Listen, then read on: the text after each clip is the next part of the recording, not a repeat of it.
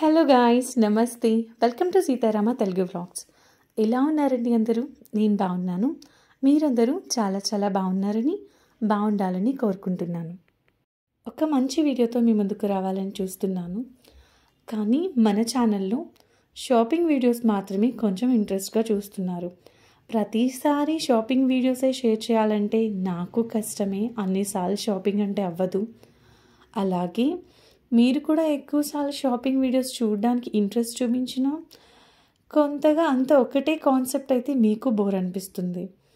డిఫరెంట్ కాన్సెప్ట్స్తో నేను రావాలనుకుంటున్నాను. మీరందరూ ఆదరిస్తారని కోరుకుంటున్నాను. కంటెంట్ అనేది మంచిగా ఇవ్వడానికి ట్రై చేస్తాను.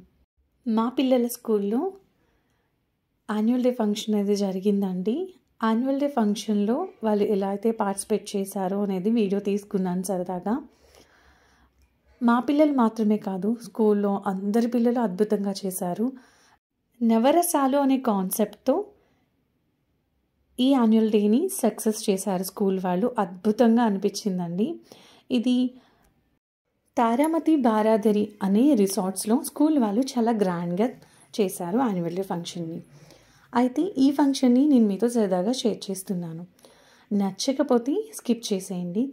నచ్చితే తప్పకుండా చూసి లైక్ చేసి షేర్ చేయండి. నవరసాలు అంటే రౌద్రం, హాస్యం, భయానకం, అందులోనే వీరత్వం కూడా. వీరత్వం అంటే మనకు ముందుగా గుర్తొచ్చేది మన భారత సైనికులు. ఇక్కడ మనం ఇళ్లలో ప్రశాంతంగా మన వాళ్ళు ఉద్యోగాల్లో బయటికి వెళ్ళి అందరూ జాగ్రత్తగా క్షేమంగా ఉన్నారు అంటే కారణం బోర్డర్లో ఉన్న మన భారత సైనికుల వల్లే జరుగుతుంది. అది వీరత్వం రూపంలో స్కూల్ వాళ్ళు పిల్లలతో అటెంప్ట్ చేయించారు. ఈ కాన్సెప్ట్లో మా బాబు మెయిన్ లీడ్గా చేశాడు. నాకైతే గూస్ బంప్స్ వచ్చాయండి. కళ్ళల్లో నీళ్ళు తిరిగాయి. చాలా సంతోషంగా అనిపించింది. చాలా బాధగా కూడా అనిపించింది. మన కోసం జవాన్లు వాళ్ళు ప్రాణత్యాగం చేసి బోర్డర్ చివర కుటుంబాన్ని వదులుకొని మన కోసం చాలా చాలా కష్టపడుతున్నారు. ఇక్కడేమో మనమేమో ఐకమత్యంగా ఉండకుండా కొట్టుకుంటూ గుద్దుకుంటూ తన్నుకుంటూ ఇంట్లో వాళ్ళమనే కాదుండో బయట వాళ్ళమనే కాదు ఎక్కడో చోట మిస్అండర్స్టాండింగ్స్తో మూవ్ అవుతూనే ఉంటున్నాం. అక్కడ వాళ్ళు మన కోసం చాలా కష్టపడుతున్నారు. అందులో కొంతైనా మనం ఇక్కడ కలిసిమెలిసి అందరం స్నేహభావంతో ఉంటే ఇంకా మంచి జరుగుతుంది కదా.